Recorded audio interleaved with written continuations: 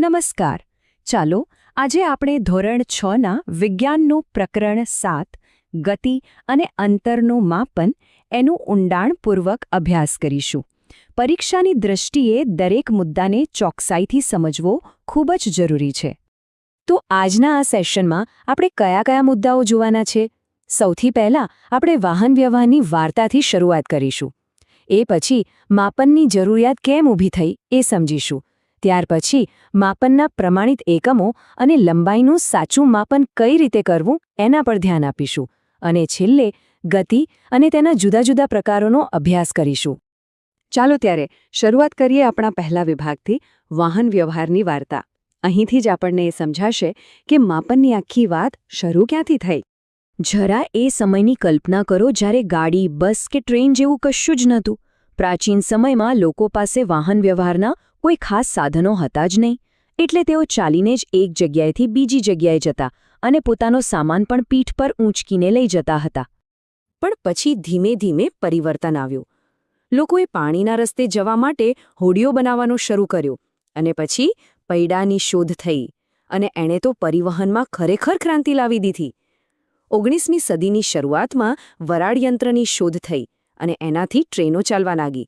પછી motor car, truck અને બસ જેવા વાહનો આવ્યા અને 20મી સદીમાં તો વિમાન અને છેક અંતરિક્ષયાન સુધી વિકાસ થયો. આ બધી જ પ્રગતિએ એક વાત સાબિત કરી: અંતરને ચોક્કસ રીતે માપવું ખૂબ જ જરૂરી બની ગયું હતું. તો હવે સવાલ એ થાય કે આ બધી પ્રગતિ સાથે માપનની શી જરૂર પડી? એ જ આપણે સમજીશું વિભાગ 2માં, માપનની જરૂરિયાત. ચાલો આપણે એક સીધો સાધો સવાલ લઈએ. માની લો કે તમારી સામે એક પાટલી છે. હવે હું પૂછું કે આ પાટલી કેટલી પહોળી છે? આ નાનકડો લાગતો સવાલ જ આપણને માપનની મૂળભૂત સમસ્યા તરફ દોરી જાય છે કે કોઈ વસ્તુનું કદ કે અંતર આખરે નક્કી કરવું કેવી રીતે? હવે એ જમાનામાં કોઈ મીટર પટ્ટી તો હતી નહીં, તો લોકો શું કરતા? એમણે પોતાની આસપાસ જે ઉપલબ્ધ હતું એનો જ ઉપયોગ કર્યો. જેમ કે કેટલાક લોકો ગિલ્લી દંડાથી લંબાઈ માપતા, તો કેટલાક અહીં ચિત્રમાં બતાવ્યા પ્રમાણે પોતાની વેંતનો ઉપયોગ કરીને લંબાઈ માપતા. આ રીતો કામચલાઉ તો હતી, પણ એમાં એક બહુ મોટી સમસ્યા હતી. લોકો પગલાં ભરીને લંબાઈ માપતા, આંગળીની જાડાઈનો ઉપયોગ કરતા કે પછી એક ડગલાના અંતરથી માપન કરતા હતા. પણ આ બધામાં એક મોટી તકલીફ હતી: આ બધા જ માપનના એકમો અચોક્કસ હતા. કેમ? કારણ કે દરેક વ્યક્તિના પગલાંની લંબાઈ, આંગળીની જાડાઈ કે વેંતનું માપ અલગ અલગ હોય છે. આનાથી કોઈ એકરૂપતા રહેતી નહોતી. આ અચોક્કસતા કેટલી મોટી સમસ્યા છે એ સમજવા માટે પાઠ્યપુસ્તકમાં એક પ્રવૃત્તિ આપી છે, જેમાં વર્ગખંડની લંબાઈ અને પહોળાઈ પગલાંથી માપવાની છે અને એના અવલોકનો કોષ્ટક 7.1માં નોંધવાના છે. આ પ્રવૃત્તિનો મુખ્ય હેતુ એ જ છે કે તમને સમજાય કે કેવી રીતે જુદા જુદા વિદ્યાર્થીઓ દ્વારા લેવાયેલા માપ અલગ અલગ આવે છે. હવે આ કોષ્ટક 7.2 પર ધ્યાન આપો. ટેબલની પહોળાઈનું માપન. આપણે આને બરાબર વાંચીશું. પહેલી કોલમ છે વિદ્યાર્થીનું નામ, બીજી કોલમ છે ટેબલની પહોળાઈ અને એ પણ શેમાં? વેંતમાં. હવે જ્યારે વર્ગના જુદા જુદા વિદ્યાર્થીઓ આ કોષ્ટક ભરશે ત્યારે શું થશે? સ્વાભાવિક છે કે બધાના જવાબ અલગ અલગ આવશે, કારણ કે દરેક વિદ્યાર્થીની વેંતની લંબાઈ સરખી હોતી નથી. બસ આ જ છે અપ્રમાણિત એકમોની સૌથી મોટી મર્યાદા. તો પછી આ સમસ્યાનો ઉકેલ શું? આનો જવાબ આપણને મળે છે આપણા ત્રીજા વિભાગમાં, માપનના પ્રમાણિત એકમો. એવા એકમો જે દુનિયામાં ગમે ત્યાં જાઓ બદલાય નહીં. ચાલો હવે માપનની જે વૈજ્ઞાનિક વ્યાખ્યા છે એને બરાબર સમજીએ. માપનનો અર્થ છે કોઈ અજ્ઞાત જથ્થાની તે જ પ્રકારના કોઈ જ્ઞાત જથ્થા સાથે સરખામણી.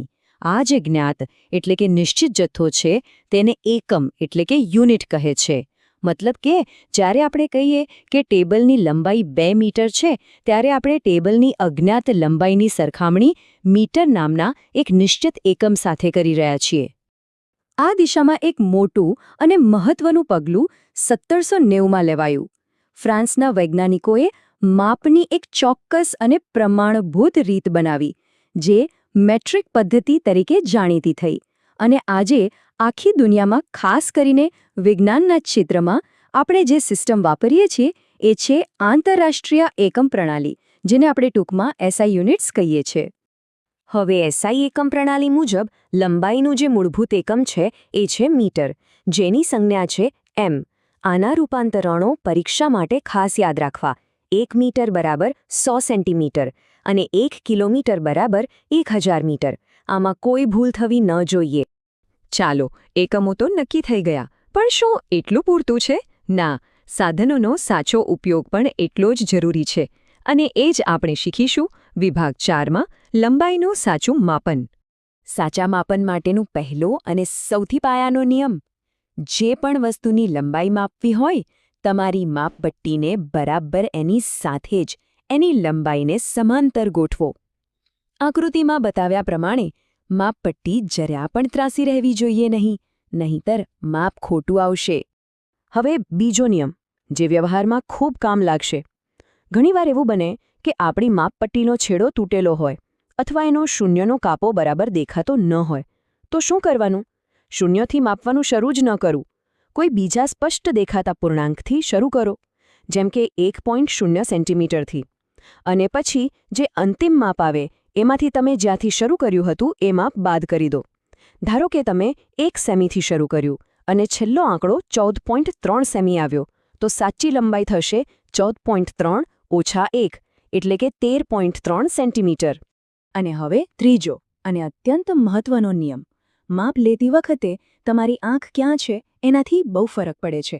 આકૃતિમાં જુઓ, જે બિંદુનું માપ લેવાનું છે તમારી આંખ એની બરાબર ઉપર એટલે કે લંબ દિશામાં હોવી જોઈએ. જે સ્થિતિ બીમાં બતાવ્યો છે તે સાચી રીત છે. જો તમે બાજુમાંથી જોશો એટલે કે સ્થિતિ એ કે સીમાંથી, તો તમને માપ ખોટું દેખાશે. આ ભૂલને દૃષ્ટિભેદ ત્રુટિ અથવા પેરેલેક્સ એરર કહેવાય છે. પણ શું બધી રેખાઓ સીધી જ હોય? ના. તો વાંકી ચોકી રેખાની લંબાઈ કેવી રીતે માપવી? એના માટે આપણે દોરીનો ઉપયોગ કરીશું. સ્ટેપ બાય સ્ટેપ સમજીએ. પહેલું, દોરીના એક છેડા પર ગાંઠ વાળી દો. બીજું, એ ગાંઠને વક્રરેખાના શરૂઆતના બિંદુ એ પર રાખો. ત્રીજું, હવે દોરીને તંગ રાખીને વક્રરેખાના આકાર પ્રમાણે એની ઉપર ગોઠવતા જાઓ. ચોથું, છેક અંતિમ બિંદુ બી સુધી પહોંચો. અને પાંચમું અને છેલ્લું સ્ટેપ, હવે એ દોરીને ત્યાંથી ઉઠાવીને માપપટ્ટી પર સીધી રાખીને એની લંબાઈ માપી લો. બસ, આ છે તમારી વક્રરેખાની સાચી લંબાઈ. સારું, અત્યાર સુધી આપણે સ્થિર વસ્તુઓની લંબાઈ માપવાની વાત કરી. હવે આપણે આગળ વધીએ આપણા છેલ્લા અને રસપ્રદ વિભાગ તરફ. વિભાગ 5: ગતિ અને તેના પ્રકાર. આપણી આસપાસ જોઈએ તો વસ્તુઓ મુખ્યત્વે 2 અવસ્થામાં હોય છે: સ્થિર અથવા ગતિશીલ. ચાલો, આ કોષ્ટકને ધ્યાનથી વાંચીએ. ડાબી બાજુની કોલમમાં છે સ્થિર વસ્તુઓ: ઘર, ટેબલ, ઘડિયાળ. જમણી બાજુની કોલમમાં છે ગતિશીલ વસ્તુઓ: ઉડતું પક્ષી, ઘડિયાળનો સેકન્ડ કાંટો, પતંગિયો. તો ગતિ કોને કહેવાય? જ્યારે કોઈ વસ્તુ સમયની સાથે પોતાનું સ્થાન બદલે તો એ વસ્તુ ગતિમાં છે એમ કહેવાય. ગતિનો સૌથી પહેલો અને સરળ પ્રકાર છે સરળ રેખીય ગતિ. વ્યાખ્યા બરાબર યાદ રાખજો. જ્યારે વસ્તુઓ સુરેખ માર્ગ પર ગતિ કરતી હોય ત્યારે તેવી ગતિને સરળ રેખીય ગતિ કહે છે. એટલે કે એકદમ સીધી લીટીમાં થતી ગતિ, જેમ કે પરેડ કરતા સૈનિકો અથવા સીધા રસ્તા પર ચાલતી કાર. હવે બીજો પ્રકાર છે વર્તુળાકાર ગતિ. આની વ્યાખ્યા છે જ્યારે કોઈ વસ્તુ એ રીતે ગતિ કરે કે કોઈ નિયત બિંદુથી તેનું અંતર હંમેશા સમાન રહે, ત્યારે તેવી ગતિને વર્તુળાકાર ગતિ કહે છે. આનું સૌથી સારું ઉદાહરણ છે પંખાના પાંખિયા. એનું કેન્દ્રબિંદુ સ્થિર હોય છે અને પાંખિયા એની આસપાસ એકસરખા અંતરે રહીને ફરે છે. અને છેલ્લે ત્રીજો પ્રકાર છે આવર્ત ગતિ. જે ગતિ એક નિશ્ચિત સમયગાળા પછી પુનરાવર્તિત થાય છે તેને આવર્ત ગતિ કહેવાય છે. મતલબ કે એકની એક ગતિ વારંવાર એક સરખા સમયમાં રિપીટ થાય, જેમ કે ઘડિયાળનું લોલક કે પછી હિંચકો. તો આ સાથે આપણે આ પ્રકરણના બધા જ મુખ્ય મુદ્દાઓ આવરી લીધા છે. એક વાત યાદ રાખજો, માપન અને ગતિના આ મૂળભૂત સિદ્ધાંતો ફક્ત પરીક્ષા માટે જ નહીં, પણ સમગ્ર ભૌતિક વિજ્ઞાનને સમજવા માટેનો પાયો છે.